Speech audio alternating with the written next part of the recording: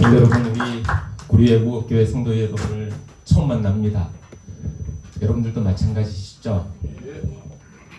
이거 마이크 안 하고 해도 될까요? 제 목소리가 클 것 같은데. 좋은데요? 이게 울리는 것 같아서. 제가 줄일게요. 여기 들어가야 제가 크게 하겠습니다. 안 돼요? 네, 안 돼요. 안 된답니다. 안 돼요.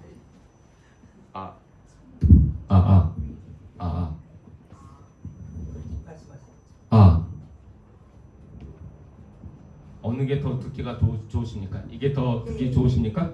네, 이걸로 하겠습니다. 여러분, 여기 나무 무리가 있다. 이렇게 제가 딱 보니까 책 한 권만 봤습니다. 여기에서 혹시 가지고 계시나요? 네, 여기 혹시 없으시면 이따가 저에게 말씀하시면 저희 교회에서 가져다 드리겠습니다. 이 책 제 설교만 듣지 마시고 꼭 읽어보시기 바랍니다. 정말 좋은 책이고요. 우리 재림교인이라고 한다면 이 책 꼭 읽으셨으면 합니다.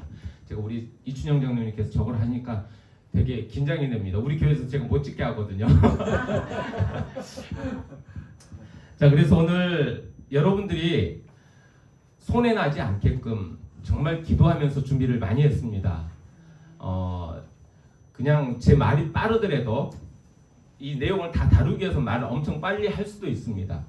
오늘하고 내일은 또 설교에 이런저런 순서 빠지면 저에게 한 주어지는 시간 20분밖에 없는 그런 시간들이기 때문에 빨리빨리 이렇게 하는데, 그러나 손해보지 않게 여러분들에게 최선을 다해서 기도하는 마음으로 시작할 테니까요. 뭐 다른 거 이제 거두절미하고 곧바로 말씀으로 돌아가도록 하겠습니다. 자, 오늘 말씀의 제목은 뭡니까? 껍데기가 아닌 생명을 보라입니다. 뭘 보지 말라고요? 껍데기. 껍데기가 무엇인지, 생명이 무엇인지 우리 함께 찾아보았으면 합니다. 우리가 이 보배를 질그릇에 가졌으니 이는 심히 큰 능력은 하나님께 있고 우리에게 있지 아니함을 알게 하려 함이라. 하나님께서 우리에게 주시려는 그 메시지는 이 그릇의 완벽함이 아니라 그릇 안에 담긴 보배이기 때문이고요.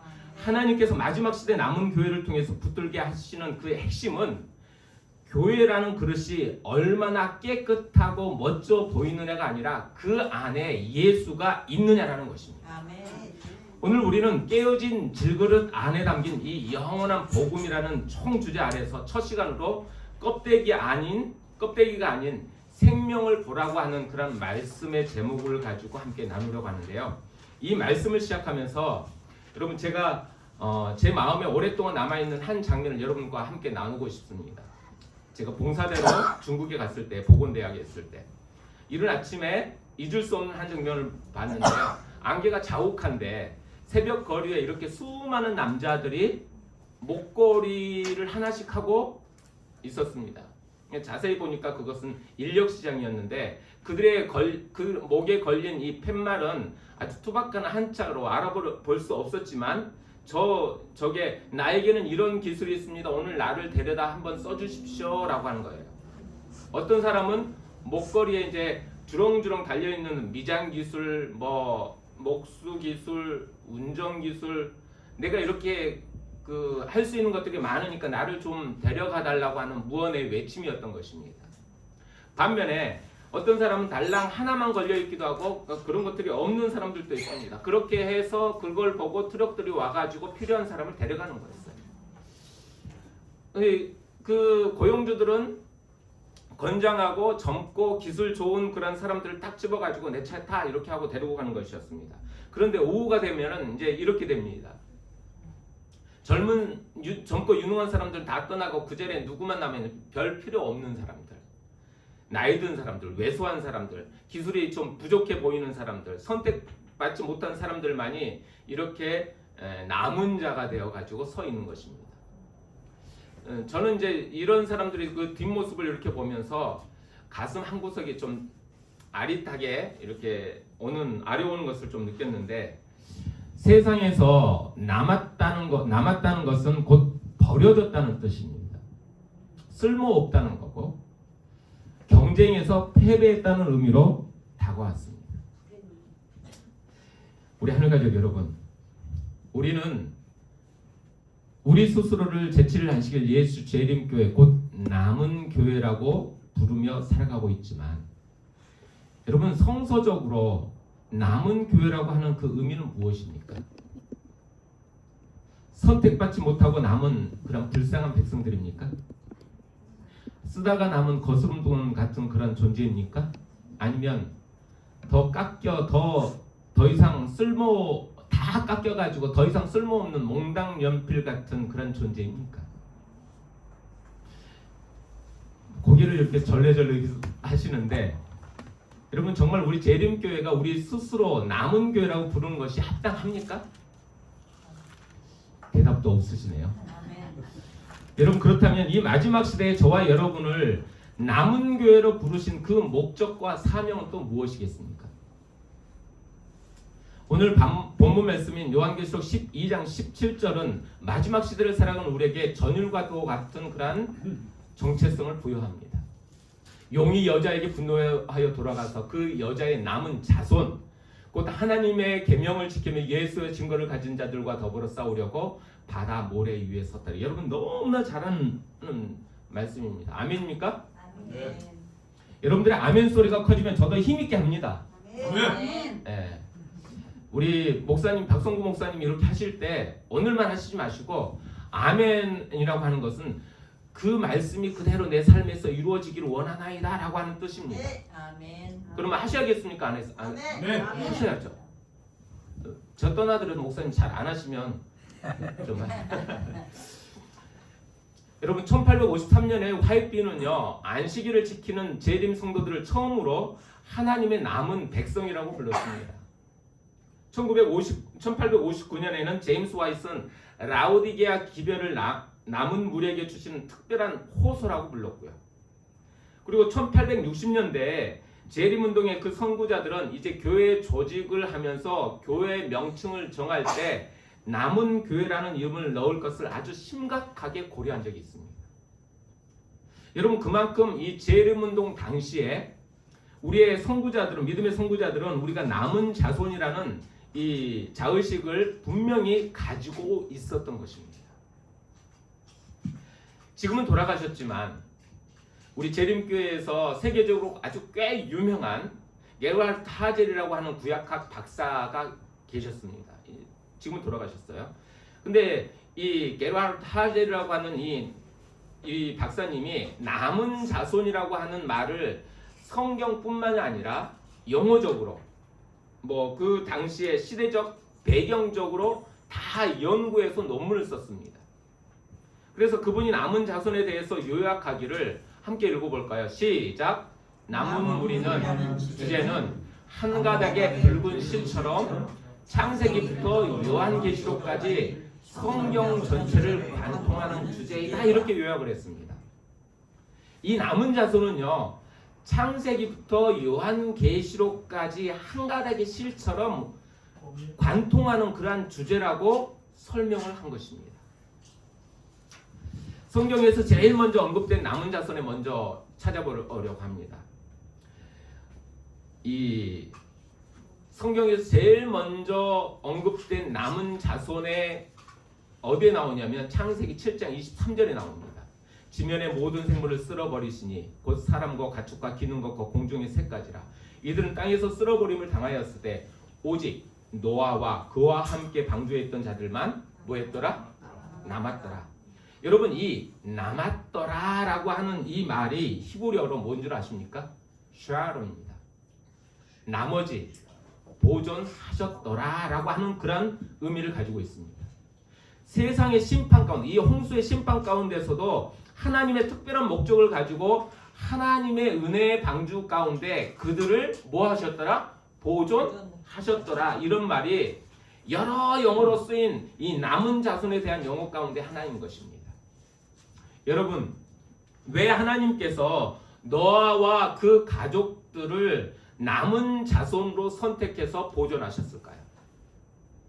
노아가 좀 잘생겨서 그랬을까요?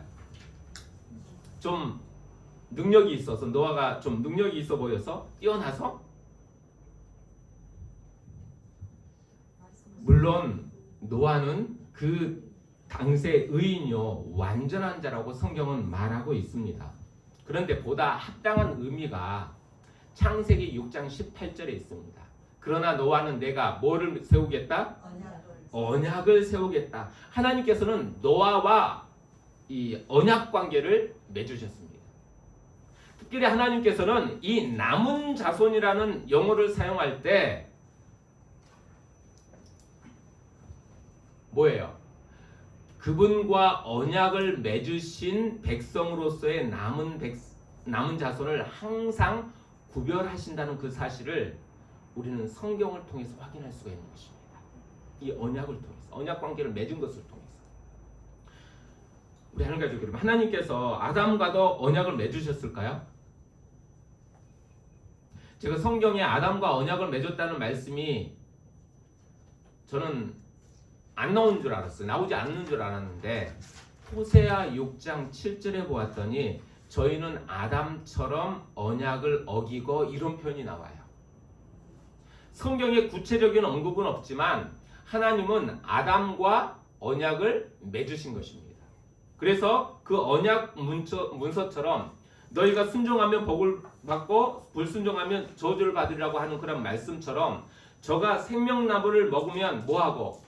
영생하고 선악과를 먹고 불순종하면 그렇게 되지 않겠다라고 하는 그것이 아담과 맺은 언약입니다.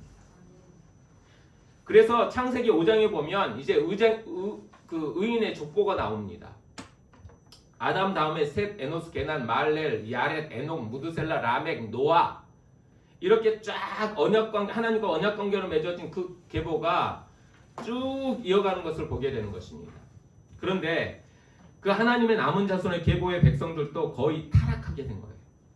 그래서 하나님은 세상을 심판하시면서 노아와 다시 언약을 맺습니다.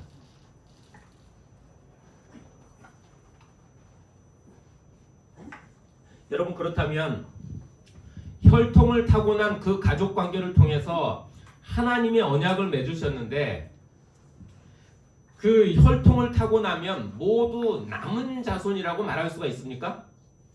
아니요. 그럴 수 없습니다. 남은 자손도 실수합니까? 네. 실패합니까? 네. 노아도 실수했습니까? 그렇죠. 술 먹고 벌거벗고 눕기도 하였습니다. 그런데 노아가 벌거벗고 누웠을 때 함은 그 아버지가 그렇게 부끄러운 일을 당한 것을 막 형제들에게 떠벌리고 다녔어요. 그런데 셈과 아벳은 그렇게 하지 않고 뒷걸음쳐가지고 아버지를 어떻게 이제 덮어드렸습니다. 나중에 그걸 노아가 깨어나서 알고 함을 저주합니다. 그 함의 후예가 니므롯이고 바벨탑을 쌓은 사람이죠. 장본인이죠. 그런데 그렇게 잘했던 셈은 축복해 줍니다. 여러분, 창세기 9장 26절에 셈의 하나님 여호와를 찬송하리로다 라고 이야기합니다. 그래서 가나안은 셈의 종이 되라고. 그러면 이 셈이 그 다음에 하나님의 계보를 잇는 남은 자손이어야 되는데 이 셈의 후손들은 다 잘 됐을까요? 다 신실했을까요? 창세기 11장에 보면 그 셈의 후예들이 쭉 나옵니다. 그 후예들 가운데 나홀이 나오고 데라가 나오고 아브라함이 나와요. 그런데 아브라함의 그 아버지, 할아버지는 뭐 하는 사람이었습니까? 우자로 시작해서 배자로 끝나는 거. 우상숭배. 네, 우상숭배 하는 사람들이었습니다. 여러분, 셈의 후예라고 다시 말하면 혈통적 이 남은 자손이라고 자동적으로 그들이 남은 자손이 된다고 하는 된다고는 보증할 수가 없는 것입니다. 그래서 여러분, 하나님이 할 수 없이 아브라함을 그 우상숭배의 본거지에서 뭐예요? 불러냈습니다. 그래서 언약을 맺으시는 거예요. 창세기 11장 1절과 2절에 아브라함의 99세 때 여호와께서 아브라함에게 나타나서 그에게 이르시되 나는 전능한 하나님이라. 나는 내 앞에 행하여 완전하라. 내가 내 언약을 나와 너 사이에 세워 너로 심히 번성케 하리라. 하나님은 아브라함을 불러내서 다시 한번 언약을 맺으시는 것입니다. 다시 한번 말씀드릴게요. 혈통적 자녀라고 자동적으로 남은 자손이 되는 것 아닙니다. 그리고 남은 자손이라 할지라도 완벽하다고 말할 수 있을까요? 없을까요? 없어요. 노아도 실수했고 아브라함도 실수했습니다. 아브라함도 목숨 부지하고 부지하려고 자기 아내를 누이라고 바로 앞에서 거짓말하잖아요. 또 하나님을 제대로 믿지 못하고 그 여종 하갈을 아내로 맞이해가지고 그 집안에 얼마나 분란을 일으키고 믿음의 오점을 남긴 것입니다. 그 다음에 아브라함의 이후에 남은 자손의 계보를 보면 아브라함, 이삭, 그 다음에 에서가 아닌 야곱, 이렇게 꼭 혈통적으로 장자가 또 남은 자손이 된다는 보증도 없는 것입니다. 그 다음에 야곱 다음에 요셉. 여러분 요셉의 이야기를 좀 짚고 넘어가지 않을 수가 없죠. 창세기 45장 5절에 드디어 요셉이 그 형들을 애굽에서 만나죠. 당신들이 나를 이곳에 팔았으므로 근심하지 마소서, 한탄하지 마소서. 하나님이 생명을 뭐 하시려고? 구원하시려고 나를 당신들 앞서 보내셨나이다. 아멘. 저는 이 말씀을, 이 구절을 정말 좋아합니다. 얼마나 멋진 승리입니까? 그런데 구원하시려고 라고 하는 그 말의 히브리어는요, 미흐야입니다. 이 말은 원래 의미는 생명을 보존하시려고 라는 의미예요. 그런데 이 말이 남은 자손이라는 표현과 동일하게 쓰이는 용어인 것입니다. 다시 말하면 하나님이 그 가뭄 가운데 남은 자손을 두시려고 나를 먼저 보내셔서 준비하셨다라는 것입니다. 그래서 그 당시에 그 가뭄 시대에 애굽으로 이주했던 그 야곱의 가족들이 남은 자손이 되는 것입니다. 그런데 그들이 애굽에서 처음에는 좋았습니다. 지내다가 보니까 나중에 노예 신세가 되고 400년 동안 종살이하게 됩니다. 하나님은 그래서 모세를 통해서 그들을 출애굽시키시고 시내산에서 다시 한번 그들과 언약을 맺으신 것입니다. 너희가 내 말을 잘 듣고 내 언약을 지키면 너희는 열국 중에서 내 소유가 되겠고 너희가 내게 대하여 제사장 나라가 되며 거룩한 백성이 되리라. 여러분 그동안의 역사를 보면 하나님이 창세기서에 이 가족 단위로 남은 자손의 언약을 맺으시다가 출애굽 기회에 와서는 국가, 이 민족 단위로 남은 자손으로서의 언약을 맺으시는 것입니다. 뭐 국가 단위를 맺었다 해도 여전히 이 이스라엘 백성은 그 열방 가운데서 지극히 작은 백성임이 분명하죠. 그런데 불행하게도 이 시내산에서 십계명을 주시면서 하나님과의 그 언약 관계를 맺고 내려오자마자 이스라엘 백성들이 뭐 하고 있었어요? 금송아지 만들어가지고 우상 숭배하고 있었습니다. 그때 그 금송아지를 만들 때부터 1500년이 지나서 스데반이 신약시대의 이 스데반이 순교할 때까지 여러분 이 이스라엘 백성들의 역사는요 불순종이었고 우상 숭배의 역사였다는 것입니다. 그들은 여전히 언약 관계에 신실하지 못한 그런 백성들이었어요. 여러분 하나님께서 민족적으로 남은 이 남은 자손을 인도하신다 할지라도 이스라엘 전체가 남은 자손이 될 수 없다는 것입니다. 그러나 그 시대마다 하나님께서는 남은 무리를 보존하시고 인도하시고 마치 그 붉은 실처럼 연약하지만 끊이지 않고 끊임없이 인도하시는 그 하나님의 섭리를 우리가 보게 되는 것입니다. 결국은 그들이 불순종해서 바벨론의 포로로 잡혀갑니다. 그런데 그 가운데도 하나님이 남은 자손을 남겨두실까요? 이 성경 이야기 처음부터 지금 창세기부터 쫙 건너가고 있습니다. 잘 따라오고 계시죠? 네. 여러분 이사야 11장 11절에 보면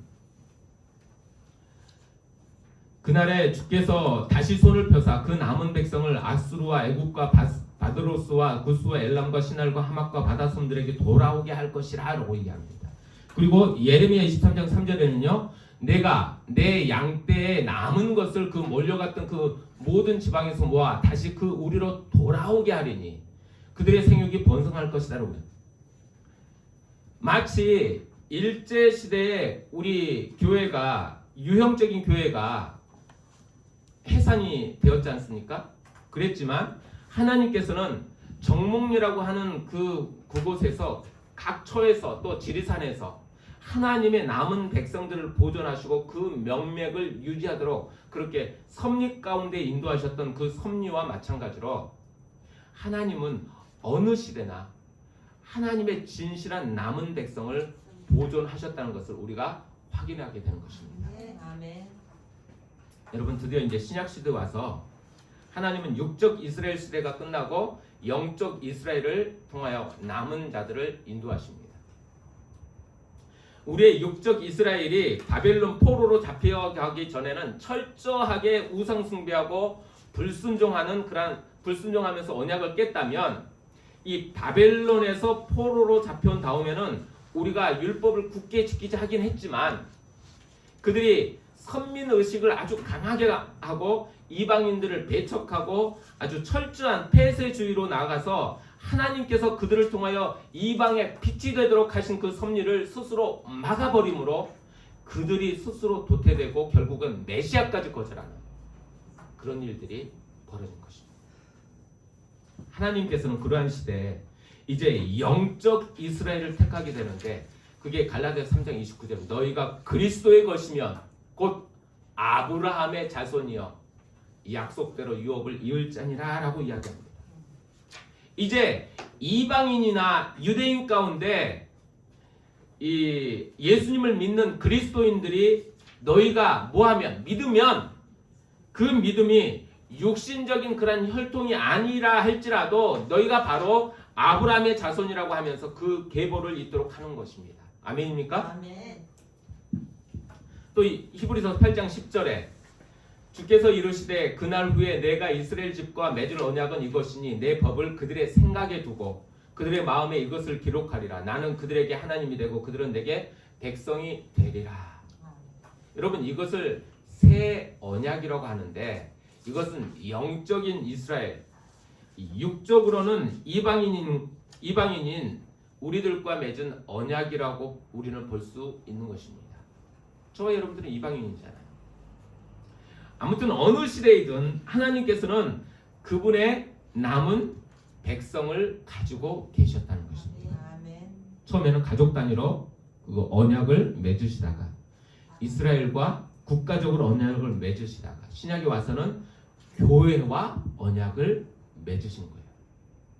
그런데 교회가 타락하고 배도에 빠졌을 때에도 하나님은 왈덴스인들 같은 아주 신실한 백성들을 보존해 주셨어요. 또 종교의 개혁을 통해서 하나님께서는 진실한 사람들을 찾고 또 진리를 갈망하는 그 백성들을 어느 시대에나 보존해 오셨다는 것입니다. 그러면서 로마서 11장 5절에 함께 읽어볼까요? 시작! 그런즉 이와 같이 지금도 은혜로 하심을 따라 남은 자가 있느니라. 아멘. 네, 말이 되게 빠르죠 지금. 제가 이 한 권을 두 번에 마치려고 애를 썼습니다. 없는 이 책에 없는 내용들도 제가 많이 추가를 해서 여러분들과 함께 같이 하는데 벌써 5분이 8시 5분이 됐습니다. 마음이 급해집니다. 천천히 하셔도 돼요. 장로님 진작 말씀해 주셔야죠. 그러면 이제 오랜만에 말씀만 한 9시까지 하셔도 됩니다. 그러면 여러분 성경에 언급된 이렇게 이 정도 속도로 나가면 될까요? 여러분 성경에 549번의 남은 자손을 전부 이렇게 요약하면 이 게르하르트 하젤 박사가 요약한 그 내용의 남은 자손의 첫 번째 특징이 나옵니다. 첫 번째가 뭐예요? 하나님의 은혜 안에 머무는 구별된 자들이라는 것입니다. 이 게르하르트 하젤 박사가 남은 자손, 이 549절이 남은 자손에 대해서 이렇게 나오는데 거기에서 그걸 요약한 거예요. 성경에 있는 걸.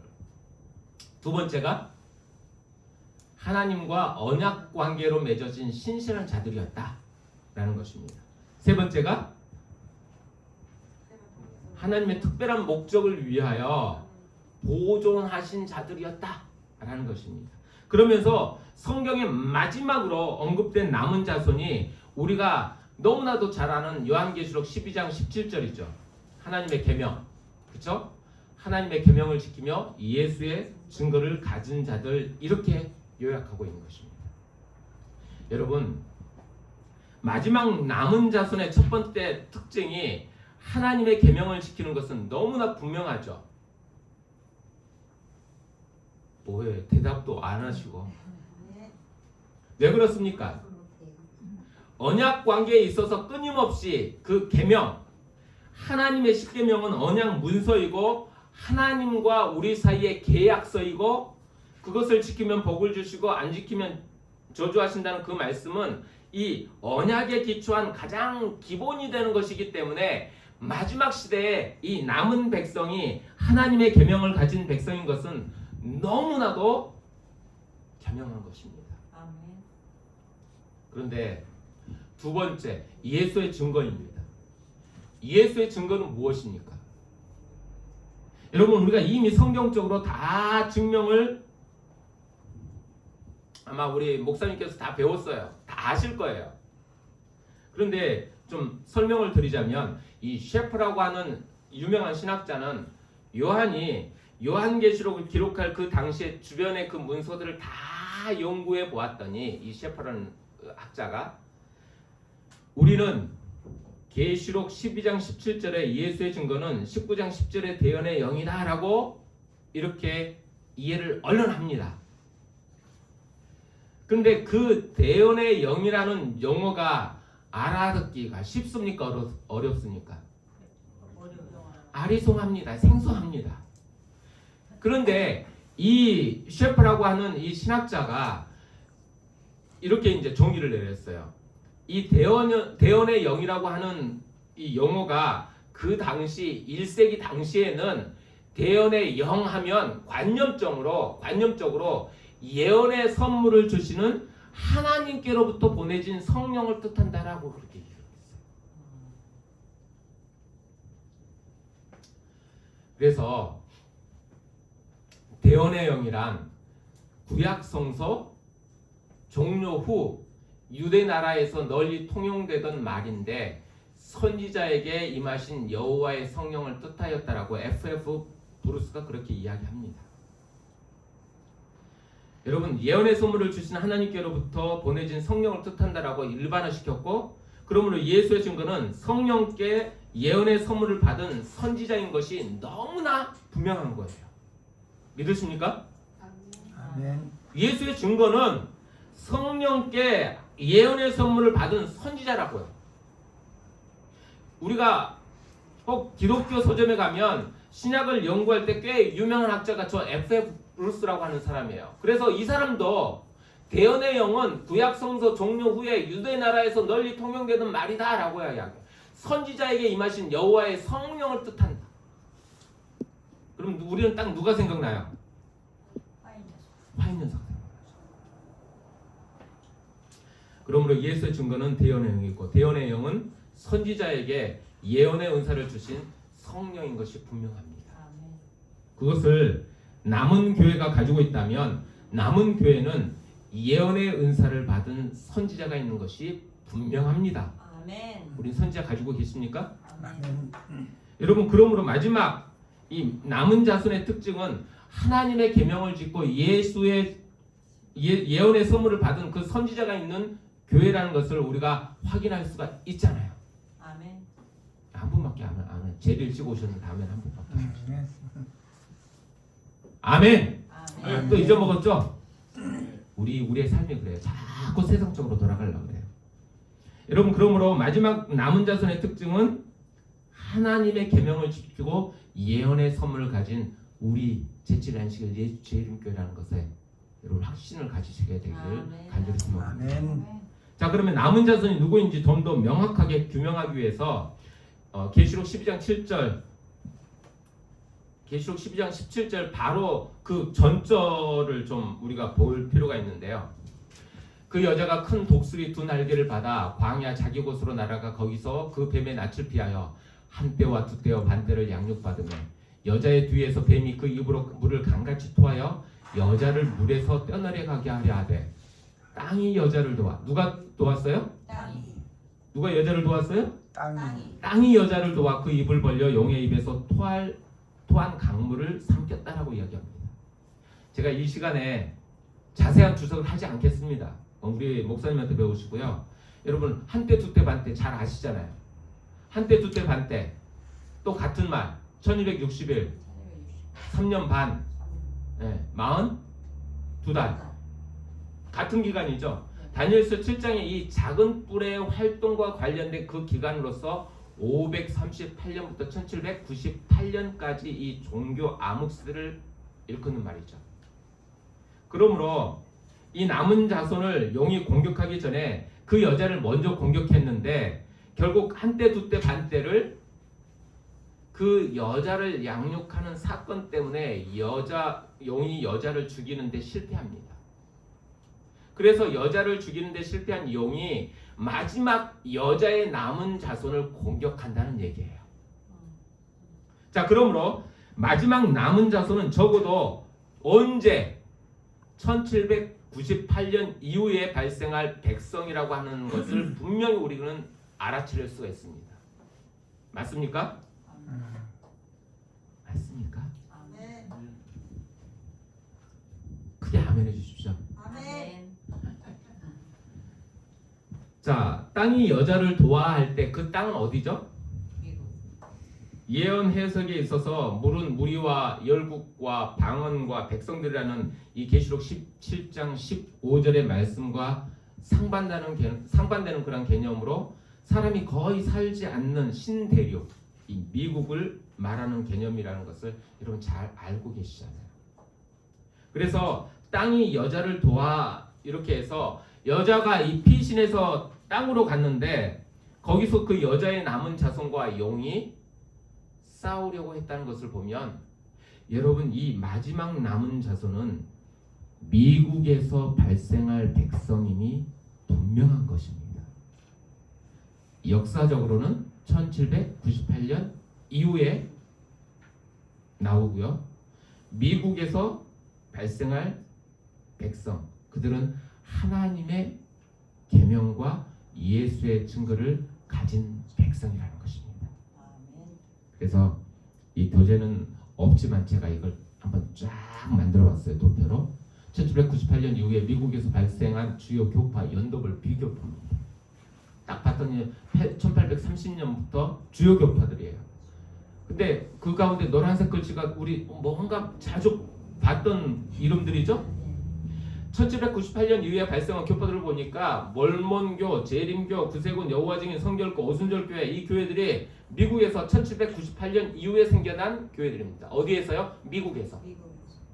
그런데 몰몬교를 보면 하나님의 계명을 지킵니까? 하나님의 계명 지키지 않아요. 그들이 예수의 증거라고 말하는 선지자를 가졌다고 말합니다. 조셉 스미스가 어느 날 가브리엘 천사에게 의해서 이끌려가지고 그 말을 발견하는데 그것이 몰몬경이에요. 그래서 이 조셉 스미스를 선지자로 받아들입니다. 몰몬경 발견했다라고.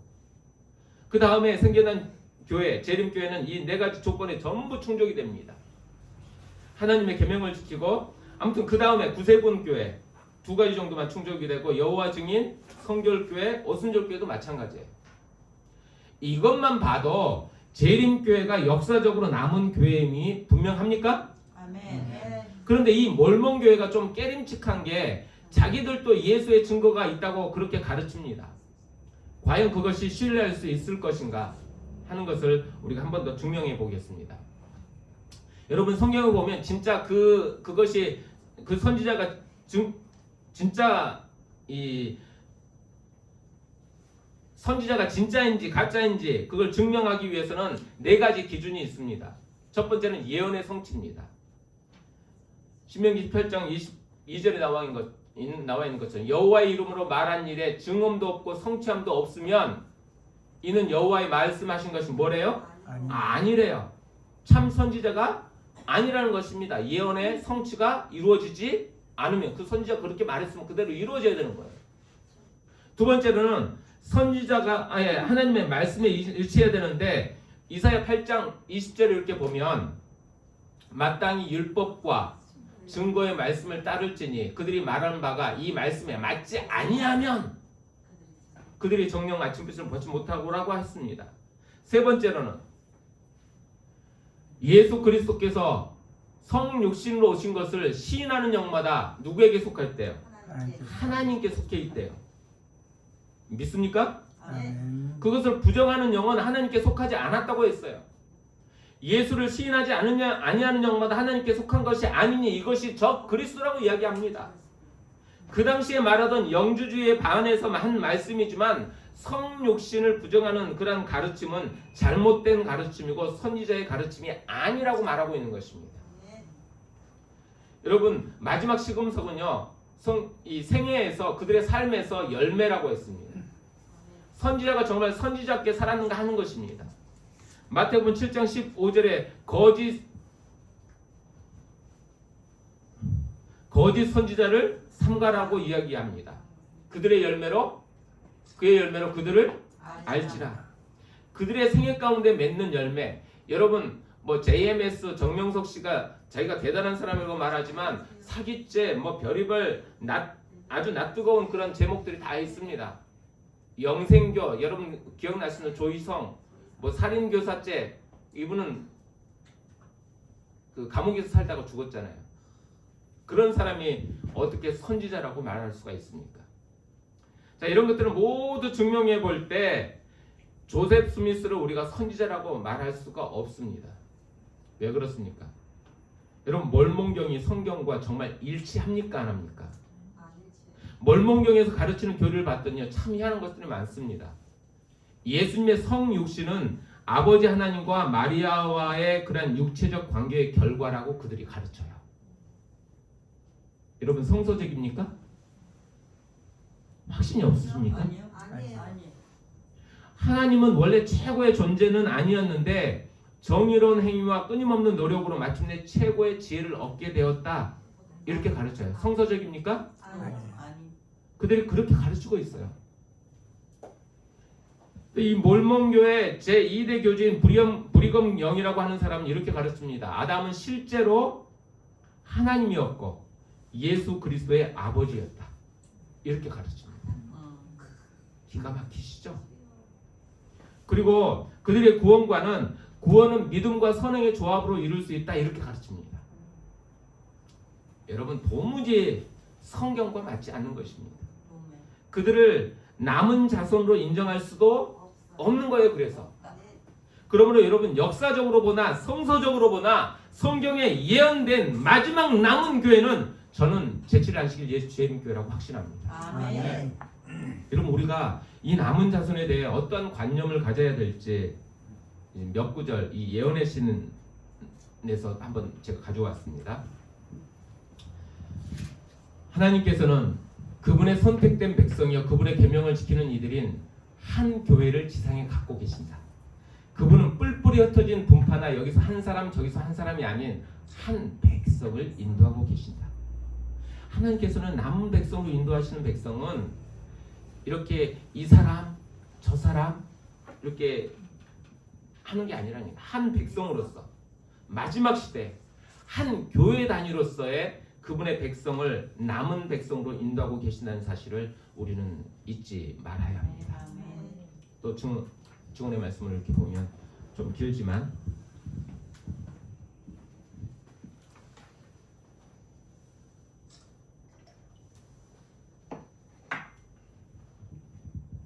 하나님께서는 한 백성을 인도하고 계십니다. 하나님께서는 당신의 율법의 보관자들로 정하신 당신의 택하신 백성 곧 지상의 한 교회를 가지고 계십니다.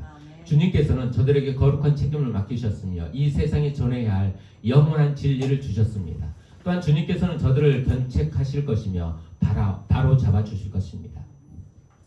라우디게아 교회에 보내는 기별은 큰 빛을 벌써 받았으나 그 빛 가운데서 행하지 않고 있는 누구다? 라우디게아 교회가 보내는 기별은요 제7일 안식을 재림교인들에게 적절하대요. 입으로는 믿음을 크게 공인하면서도 저들의 지도자이신 주님을 따르지 않고 있는 자들이 회개하지 않는다면 주님께서 뱉어버리실 것입니다. 제7일 안식일 예수 재림교회를 바벨론이라고 공언하며 하나님의 백성들에게 그 가운데서 나오라고 부르는 기별은 하늘의 사자가 준 기별이 아니며 성령의 감동하심을 입은 어떤 사람이 전하는 기별도 아닌 것이다. 여러분 믿으십니까? 아멘. 이번 제목이 뭡니까? 껍데기 아닌 뭘 보라? 생명을 보라는 것입니다. 여러분 우리 제7일 안식일 예수 재림교회가 약간 이렇게 좀 목사님들도 그렇고 뭐 교단들도 그렇고 다 우리 눈에 좀 좋지 않은 것들만 보인다 할지라도 하나님께서는 뭐예요? 바벨론이라고 하고 이 교회에서 나오라는 거예요? 아니요. 다른 밖에 나가서 이 교회를 개혁시켜야 된다고 하는 건 맞습니까? 아니요. 예언의 신은 그렇게 말하지 않아요. 계속해서 보겠습니다. 이 교회가 타락해서 더 이상 남은 교회가 아니기 때문에 하나님께서 다른 사람들을 불러내가지고 우리가 남은 교회다 이렇게 주장하는 그런 분파들이 상당히 많을 수 있습니다만 이것은 성경과 예언의 신의 가르침이 아니라는 것을 여러분 분명히 우리의 가슴에 새겨두시길 바랍니다. 아멘. 여러분 누군가 와가지고 여러분에게 여기가 진짜다라고 하면서 이 구리 외국어 교회 있지 말고 여기서도 여기 다 들어가야 돼. 여기가 진짜야. 그렇게 여러분들을 불러낼 때 가시겠습니까? 아니요. 가시겠냐고요? 아니요. 여러분 절대로 우리가 이런 말씀을 보면서도 혹 해가지고 넘어가는 그런 사람들이 있습니다. 절대 그러시지 마시길 바랍니다. 하나님은 교회 단위로 이 마지막 시대에 남은 자손을 인도하고 있다는 그 확신을 여러분들이 가지셔야 합니다. 아멘. 한 백성을 인도하시는데 지상에 한 교회를 가지고 계신다고 하셨습니다. 이 교회가 라오디게아 교회가 맞습니까? 뜨든 미지근한 교회가 맞아요? 왜 자신이 없습니까? 맞아요. 이 교회에 인간적인 결함이 있는 거 맞습니까? 여러분 이 교회에 얼마든지 인간적인 그 추한 모습들을 있을 수가 있습니다. 그러나 그것이 남은 자손이 아니라고 하는 그 증거는 될 수가 없습니다. 아멘. 아멘. 함께 읽어보겠습니다. 시작. 우리는 이제 이제 하나님께서 세워놓으신 조처를 헐어버릴 수 없다.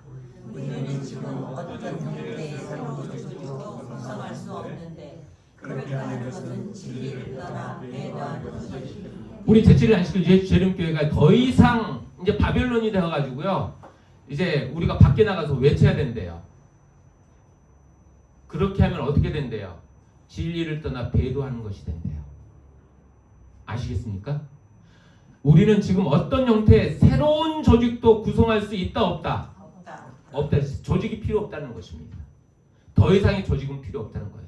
그렇게 하는 것은 진리를 떠나는 배도하는 것이다라고 정확하게 우리에게 말씀하시고 경고하고 계시는 것입니다. 여러분 재림교회 외에 어떤 다른 조직 하나님께서 절대로 용인하지 않으십니다. 그렇게 하는 것은 진리를 배도하는 것이라고 그렇게 선지자는 말하고 있는 것입니다. 분명합니까? 분명하셔요? 아멘. 그런 반면에 여러분 또 하나 우리 마음가에 담아두어야 할 아주 중요한 말씀이 있습니다. 각 나라에 흩어져 있는 이 땅 거민들 중에는 바알에게 무릎 꿇지 아니한 사람들이 있다. 밤에만 나타나는 하늘의 별처럼 이 충성스러운 사람들은 어둠이 세상을 덮고 깊은 어둠이 백성들을 덮을 때 빛날 것이다. 이 교회 땅 아프리카에서 카톨릭의 나라 유럽과 남미에서 중국에서 인도에서 바다의 섬들에서 세상의 모든 어두운 모퉁이에서 하나님께서는 아직도 어두움 가운데서 빛을 발하고 배도한 세계에 당신의 율법을 순종함으로 오는 변화시키는 능력을 분명히 나타낼 수 있는 택한 자들의 하늘을 남겨두었다. 아멘. 다시 말하면 우리만 남은 자손이라고 말하는 선민의식의 개념을 갖지 마시기 바랍니다. 지금도 장로교회나 카톨릭교회나 진실한 백성들이 있다는 것입니다. 그런데 하나님은 교회적으로는 재림교회를 남은 교회로 이끌고 계시지만 여러분이 재림교회에 속해 있다고 해서 자동적으로 내가 남은 자손이라고 주장할 수 없다는 것입니다. 아멘. 또 우리 교회 외에 다른 교회도 진실한 백성이 있다는 거예요. 그러므로 우리 하늘가족 여러분, 우리가 추론할 수 있는 분명한 사실은 이 마지막 시대의 흔들림과 그 시련들을 통해서 함께 신앙을 하는 우리들 가운데서도 상당히 많은 사람들이 진리를 떠날 사람들이 있다는 거예요. 지금 여기서 목사님이 아멘 하라고 아멘 아멘 이렇게 했는데도 나중에 떠날 사람들이 상당수 많을 거라는 것입니다. 아무도 우리 자신을 과신할 수가 없어요. 우리가 정말 예수님을 진실하게 의지하는 백성이 아니라면 우리도 베드로처럼 한순간에 주님을 부인하고 떠날 수 있다는 것을 기억하시기 바랍니다. 그리고 우리가 다른 사람을 함부로 정죄할 수 없는 것은 그들 가운데 정말 안식일이 토요일인 줄 모르고 그 가운데서도 진실하게 계명을 존중하며 지키는 백성들이 마지막 시대에 이 남은 교회에 가담하게 될 것임을 우리가 확인할 수 있는 것입니다. 아멘. 여러분, 그러므로 브루스 모이어라고 하는 이 교수님이 말씀하신 것처럼 함께 읽어보겠습니다. 시작. 우리가 단순히 자신이 남은 무리라고 부른다고 남은 무리가 되는 것은 아니다. 그들이 남은 무리답게 예언의 명시된 백성답게 행동할 때만이 남은 무리이다. 남은 무리답게 예언에 명시된 백성답게 행동할 때만 남은 무리임을 기억하시게 되길 바랍니다. 아멘. 교회 다닌다고 해서 다 남은 무리 아닙니다. 제7일 안식일 예수 재림교회에 있다고 해서 내가 남은 무리 아닙니다. 예언에 명시된 백성답게 여러분 순종하고 삶을 그리스도께 초점을 맞추고 나아가시는 저와 여러분들 되기를 간절히 바라는 것입니다. 아멘. 우리의 특징을 그저 말할 때 하나님의 계명을 지키고 예수의 계명을 가진 아하, 야, 나 계명 지키고 있지, 안식일 지키고 있지? 우리 교회 엘렌지 화이 여사라고 하는 선지자 있지? 그러니까 우리는 남은 자손이야. 이렇게 적용하시지 말고 나는 정말로 하나님을 사랑함으로써 계명을 순종하고 있는가? 여러분 날마다 우리 자신을 좀 들여다보시게 되기를 간절히 바랍니다. 나는 정말 선지자를 정말로 신뢰하는가? 그분의 그 기별에 즐겨 순종하는가? 우리 자신을 돌아보면서 내가 정말 남은 자손답게 살아야지 하고 결심하게 되시는 저와 여러분들 되시기를 간절히 바라는 것입니다. 아멘. 우리 사랑하는 하늘가족 여러분, 우리는 지금 마지막 때를 살고 있습니다. 영은 분노했고요, 바다 모래 위에 서서 우리를 노려보고 있습니다. 많은 사람들이 편안한 길을 떠날 것입니다. 핍박이 오고 환란이 오고 불이익이 오고 조롱이 쏟아질 때 껍데기만 남는 자들은 바람에 나는 겨와 같이 흩어지게 될 것입니다. 정말 시련이 오고 또 여러 가지 이 사단의 공격이 오고 또 교회 안에 흔들릴 수밖에 없는 그 흔들림이 온다 할지라도 진리에 굳게 서서 하나님의 계명에 순종하고 선지자의 말씀에 순종하는 남은 백성으로 해서 신실하게 거하시게 되는 저와 여러분들 되기를 간절히 소망합니다. 아멘. 그런 백성들은요 반드시 승리하고 하나님께서 영광스러운 이름을 주실 줄로 확신합니다. 여러분, 저는 목회를 40에 나왔습니다. 제가 장로교 다니다가 예언을 연구하고 우리 재림교회로 개혁했습니다. 그래서 저는 목회를 죽어도 안 하겠다고 했습니다. 약속했어요.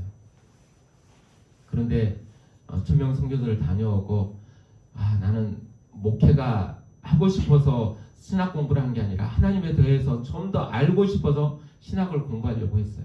그래서 제 처갓집에다도 혹시 신학을 공부하면 목회하라고 할까봐 절대 안 한다라고 그 조건 하에 공부하러 갔습니다. 하나님께서 이쪽으로 밀어넣으셨어요.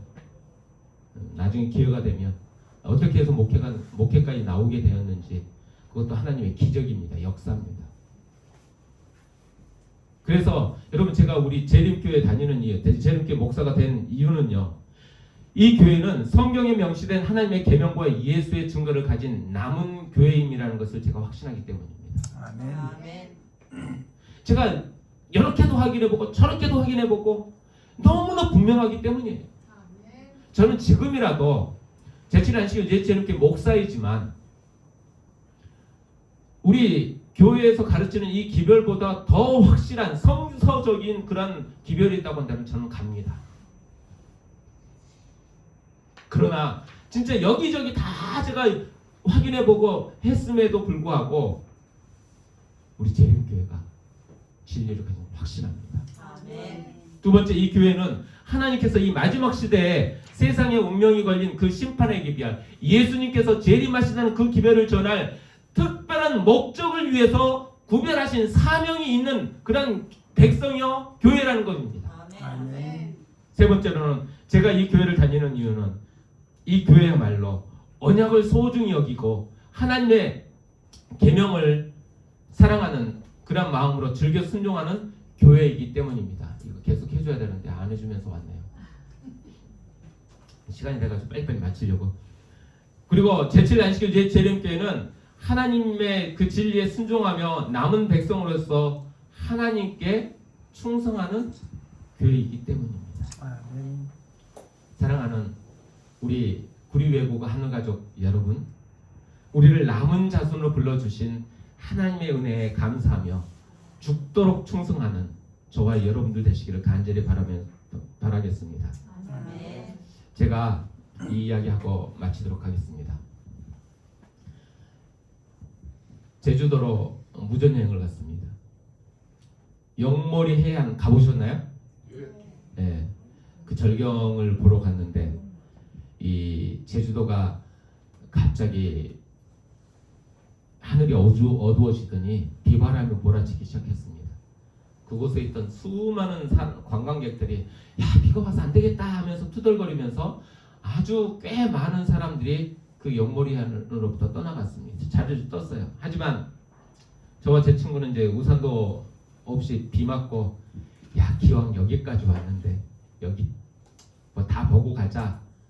비를 아주 쫄딱 맞고 이렇게 서서 이제 걸어가는데 이제 이렇게 울퉁불퉁하잖아요. 그래서 이렇게 코너를 살짝 이렇게 도는데 갑자기 그 우리 눈앞에 놀라운 광경이 펼쳐지는 것입니다. 돌고래 떼들이 수십 마리가 파도를 타면서 춤을 추는데 얼마나 장관이 아름다운지 넋을 잃고 한참을 바라보다가 그래서 이제 자동적으로 나와요. 주 하나님 지으신 모든 세계. 여러분 수많은 사람들이 그 관광객들이 거기까지 왔으면 그 광경을 함께 보았을 수 있을 텐데 본 사람은 고작 두 사람뿐이었어요. 관광객 다 떠나고 텅 빈 바다, 폭풍과 몰아치는 그 현장에 끝까지 남아있었던 그 두 사람만이 그 아름다운 광경을, 황홀한 광경을 볼 수가 있었습니다.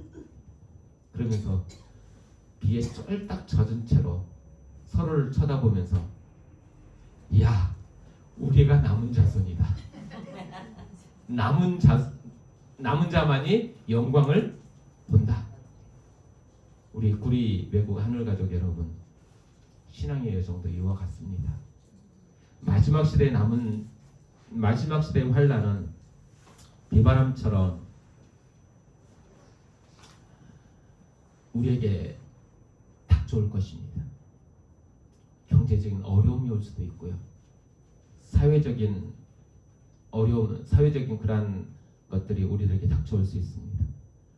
교회 내부에서 실망스러운 모습들이 여러분을 집으로 보내려고 교회를 떠나려고 할 것입니다. 이 교회는 더 이상 소망이 없다라고, 하나님이 계시다면, 이 교회가 하나님이 계시다면 이룰 수 없다라고 하면서 이 교회를 떠나고 싶은 그런 유혹을 받게 될 것입니다. 그러나 이 시간 간절히 호소드립니다. 여러분이 있어야 할 자리에 계셔 주십시오. 아멘. 비록 비에 젖고 초라해 보일지라도 하나님의 언약을 붙들고 그 폭풍 속에 머물르시기 바랍니다. 아멘. 모두가 떠난 뒤에도 끝까지 그 십자가 곁을 지켰던 마리아와 요한처럼 여러분이 있어야 할 자리에 서 계셔 주십시오. 아멘. 하나님의 영광은 햇볕 쨍쨍한 날 그 편안하게 구경하는 그런 사람들의 것이 아닙니다. 비바람을 견디며 끝까지 인내한 남은 자들만이 구름 타고 다시 오시는 예수 그리스도의 영광을 보게 될 것입니다. 아멘. 제가 아까 인력시장의 그런 그림을 보여줬는데 인력시장의 그 오후처럼 세상이 우리를 선택해 주지 않아도 됩니다. 세상이 우리를 알아주지 않아도 상관없습니다. 우리는 깨어진 질그릇에 담긴 영원한 복음을 가지고 있는 교회입니다.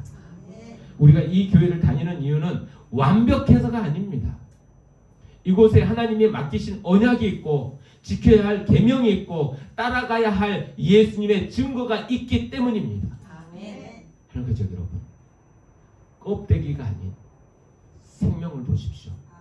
아멘. 조직이라고 하는 이 껍데기가 아니라 그 안에 흐르는 예수의 생명, 그 예수의 피를 바라보시길 바랍니다. 아멘. 그리고 그 생명력을 가지고 세상 끝까지 견디십시오. 아멘.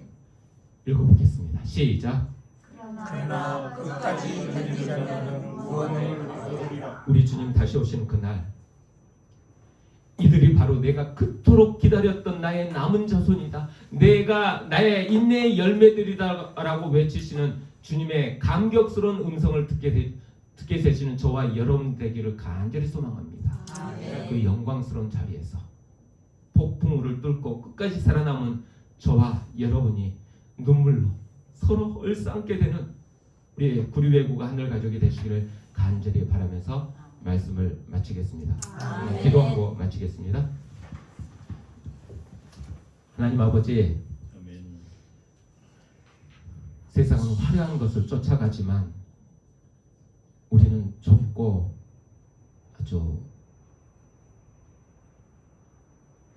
험난한 그런 생명의 길을 선택하며 지금 이 자리까지 남았습니다. 때로는 우리의 믿음이 연약하여 흔들릴 때도 있음을 고백합니다. 우리 교회가 그리고 내 자신이 껍데기만 남은 그런 모양은 아닌지 두렵습니다. 하나님 아버지, 우리 안에 예수의 생명을 다시 부어주시옵소서. 아멘. 내 안에 예수가 있게 하여 주시옵소서. 아멘. 마지막 환난의 바람이 불어올 때 흩어지는 자가 아니라 끝까지 자리를 지키는 알곡으로 살게 하여 주시옵소서. 아멘. 예수님의 십자가 사랑을 우리의 가슴에 품고 계명에 순종할 때 그 계명이 우리를 지켜주고 세상 끝날까지 주님만을 증거하는 당신의 참된 남은 자손으로 살게 하여 주시기를 간절히 기도합니다. 아멘. 우리의 소망 대신